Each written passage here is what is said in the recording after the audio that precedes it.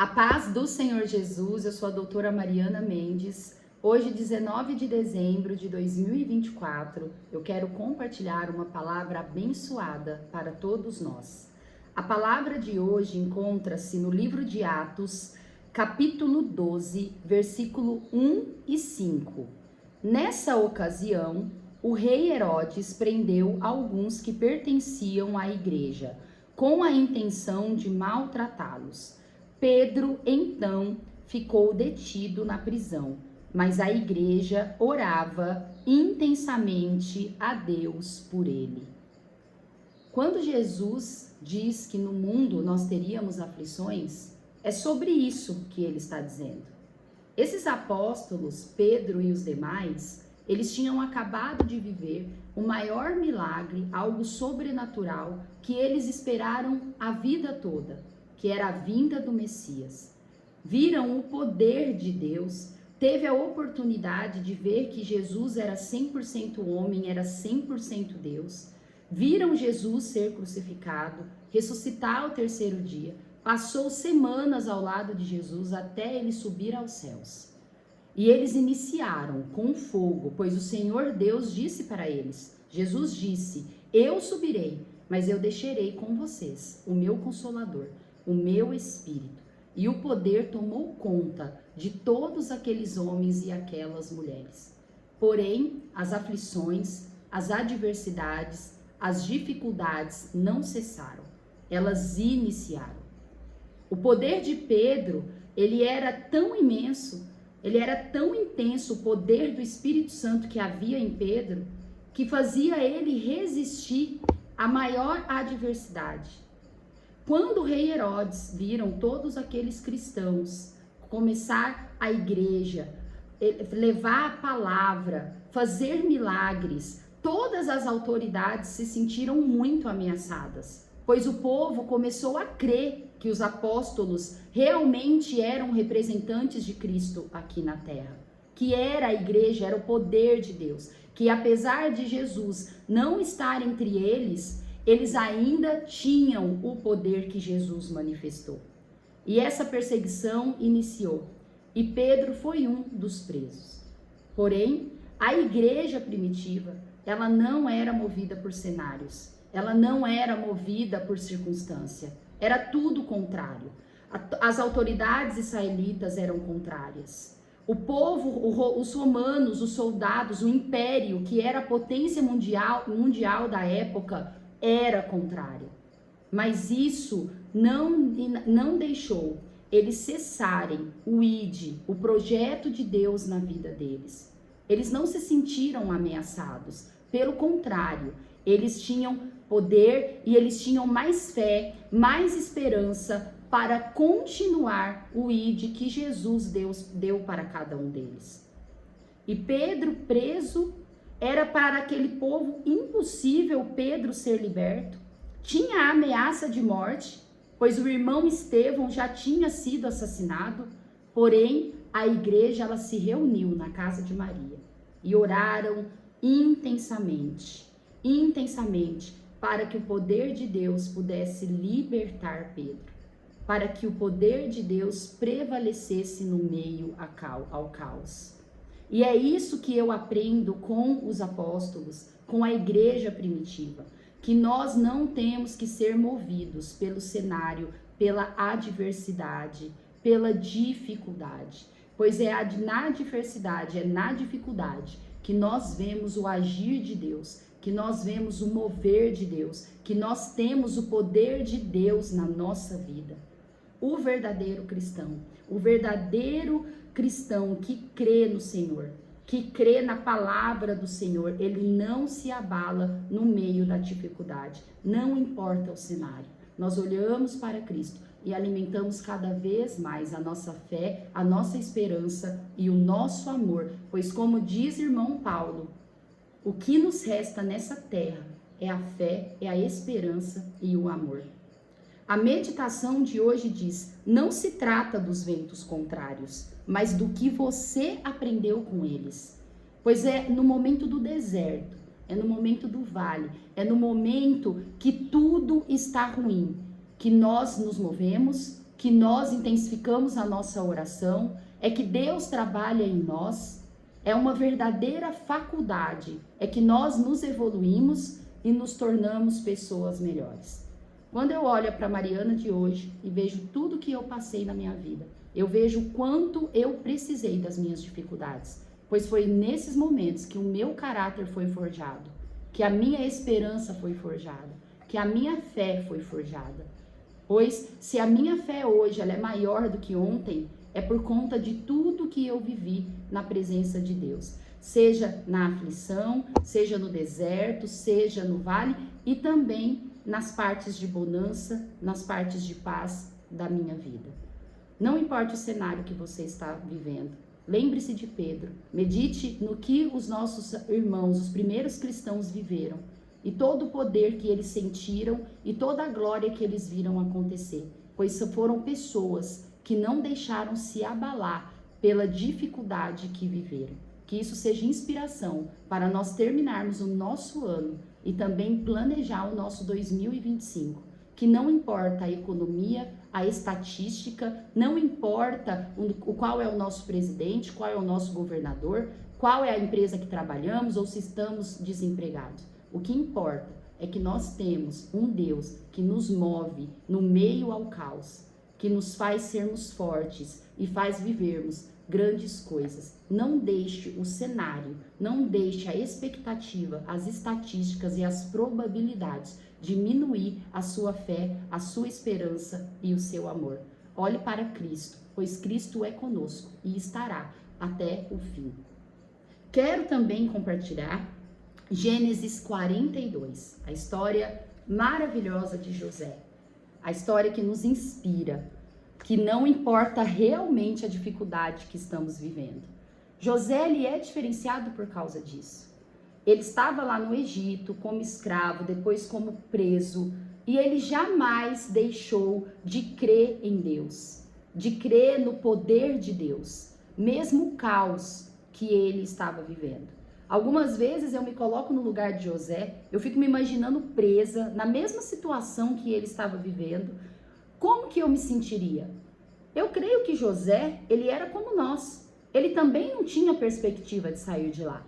Tanto que ele falou para o copeiro, lembre-se de mim, fale de mim para o faraó, porque ele não via lógica para ele sair de lá. Mas ele tinha um otimismo, ele olhava para Deus, ele sabia o poder que Deus tinha.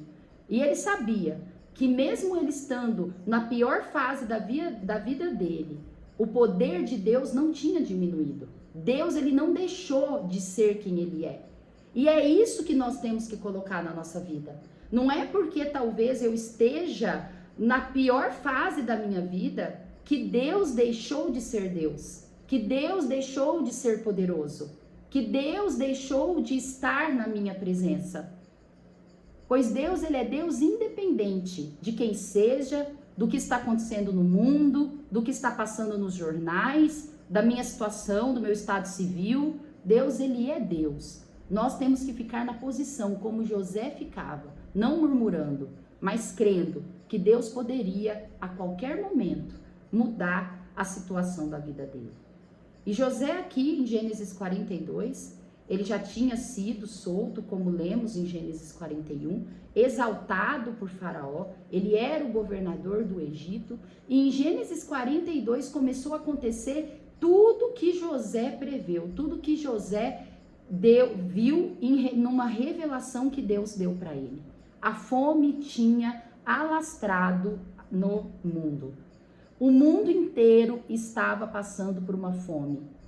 Em todas as terras, em todas as nações, em todas as civilizações, estava passando por uma crise mundial. E essa crise também alcançou a família de José. Alcançou Israel, Jacó, seus filhos. E nesse meio nós vamos ver qual foi o posicionamento de Israel ao meio ao caos, na crise de fome, pois começou a faltar comida também em Canaã. E José estava no Egito como governador, como segundo homem mais importante na terra do Egito.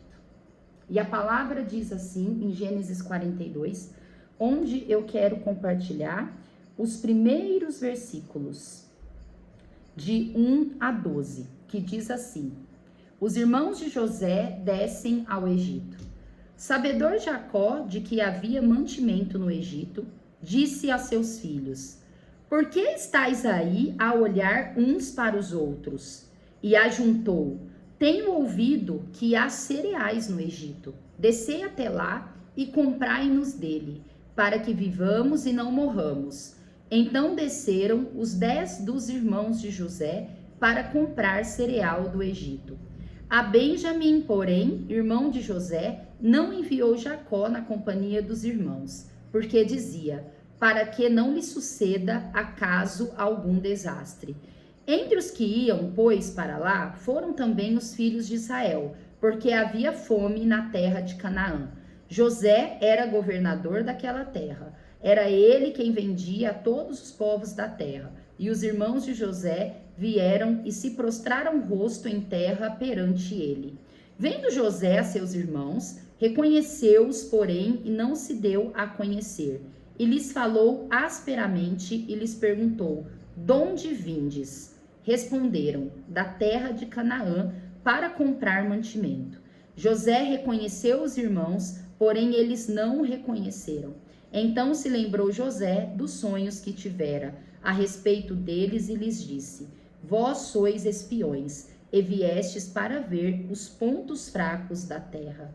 Responderam-lhe: Não, senhor meu, mas vieram os teus servos para comprar mantimento. Somos todos filhos de um mesmo homem, somos homens honestos, os teus servos não são espiões. Ele, porém, lhe respondeu: Nada disso, pelo contrário, viestes para ver os pontos fracos da terra.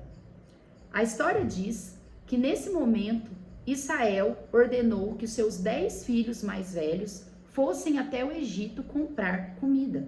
Porém, o que eles não sabiam era que o irmão deles, José, estava lá como segundo homem mais importante, como governador, como responsável pela venda de cereal. Pois Israel, ele ficou sabendo que só havia mantimentos, só havia alimentos no Egito. E assim eles foram. Porém, nós sabemos que os egípcios, eles têm uma cultura totalmente ímpar, principalmente naquela época.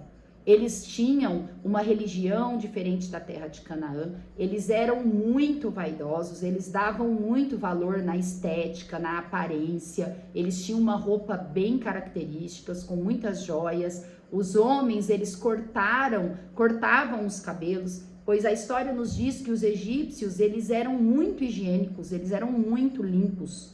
E eles tomavam banho, eles se perfumavam, cortavam os cabelos por conta de piolho, para não ter piolho. As mulheres usavam peruca e os homens praticamente não usavam nada na cabeça a não ser um turbante.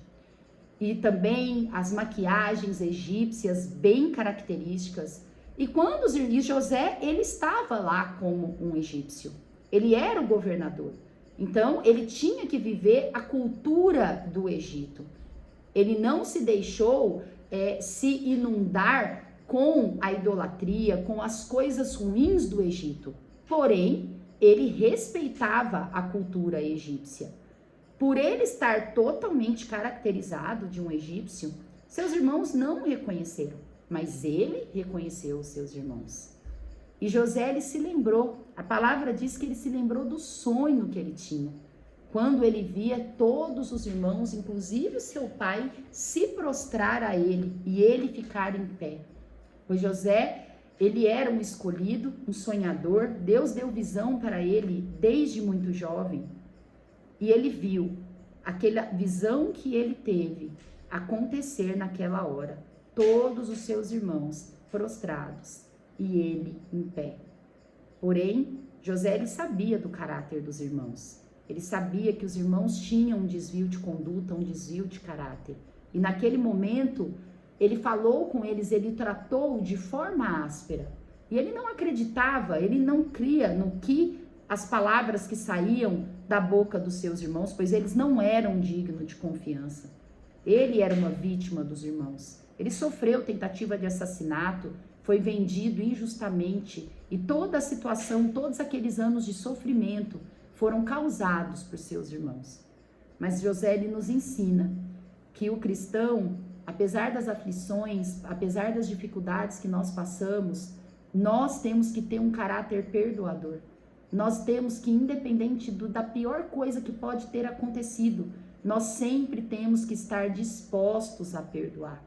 Pois o Senhor, ele não se agrada de pessoas rancorosas, de pessoas que vivem guardando rancor uma da outra e não perdoa.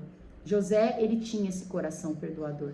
Mas José não era bobo, ele não era tonto. Não é porque ele tinha um caráter semelhante a Deus, semelhante a Cristo. Ele era um imitador de Cristo, apesar de ele não ter conhecido Cristo. Não era porque ele tinha esse caráter diferenciado que ele era um tonto, porque nós cristãos não precisamos ser bobos dos outros, mas nós temos que ser perdoador. E ele ficou com o pé atrás dos irmãos, ele não creu no que os irmãos falavam, e ele temia pela vida de Benjamim. E na hora que ele não viu a palavra nos demais versículos, vai dizer que na hora que ele não viu a presença de Benjamim, ele ficou preocupado. Será que eles mataram? Penso eu que ele pensou. Será que eles também venderam o Benjamim? Mataram, assassinaram o Benjamim? E eles perguntaram, cadê o Benjamim? Ele falou, cadê? De onde vocês vêm? Ele, de uma forma muito inteligente, ele sondou toda a vida. E eles foram soltando. Nós somos irmãos, somos em 12, temos mais um, somos em 11. Ele referiu que era 12 mais para frente e falou, um irmão nosso morreu e o outro ficou com o meu pai, deu as características. Porém, José, ele fez uma proposta. Ele falou, eu deixo vocês levarem cereais, porém, um dos irmãos tem que ficar. E eu quero que vocês tragam todas as suas famílias. Todo o seu pai, o seu outro irmão e toda a sua família. E nós vamos ver nos próximos capítulos de Gênesis que tudo que José, ele planejou, deu certo. Pois o Espírito do Senhor estava com José. José, ele era uma pessoa que ele era guiada por Deus. É por isso que ele perdoava, ele tinha estratégia para tudo, ele tinha visão, ele tinha sonhos, pois a presença do Senhor era manifesta através da vida dele. É por isso que quando, irmãos, estamos numa fase que parece que não temos sonho, que não temos visão, que não temos planos, nós temos que olhar para Cristo, nós temos que sondar nós mesmos, pois a manifestação do Espírito Santo nos dá sonhos, nos dá planos, mas nós temos que estar abertos para isso. José, ele cria nos dons de Deus. Ele cria que tudo o que acontecia na vida dele era permissão de Deus, mesmo as coisas ruins. José, ele não se revoltou, ele não murmurava, sofrimento não tinha como não ter, mas ele não se revoltou contra o Senhor. E ele percebia que tudo que acontecia era permissão de Deus. Muitas vezes, na adversidade, na aflição, quando alguém nos trai, quando alguém faz o mal que fizeram para o José, muitas vezes nós aceitamos até o que Deus fez, mas a gente começa a se revoltar contra as pessoas que foram usadas para cumprir o propósito do Senhor na nossa vida. Só que Deus, ele não quer que façamos isso. Pois se nós cremos que tudo é permissão do Senhor, que tudo Deus está no controle, nós também temos que aceitar, trabalhar no nosso coração para perdoar todos aqueles envolvidos. José é um grande exemplo para nós, uma grande inspiração.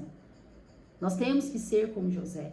Nós temos que ser imitadores de Cristo, imitadores de Paulo, porque Paulo imitava Cristo, como ele dizia. Não adianta nós falarmos de Deus, nós falarmos de Cristo, mas diante das dificuldades da nossa vida, das aflições, dos cenários inóspitos, nós não agirmos como cristãos.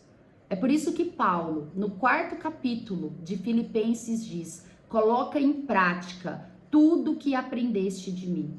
Pois se nós não colocarmos em prática, Cristo não vai brilhar através das nossas vidas. E Josélia é um exemplo do brilho de Jesus aqui na terra. Josélia tinha o brilho de Deus na sua vida, na sua biografia, nas suas atitudes, nas suas palavras e na sua conduta. Que essa palavra pode inspirar você a ser cada vez melhor, a ser cada vez mais parecido com Deus. Amo vocês em Cristo Jesus. Até amanhã.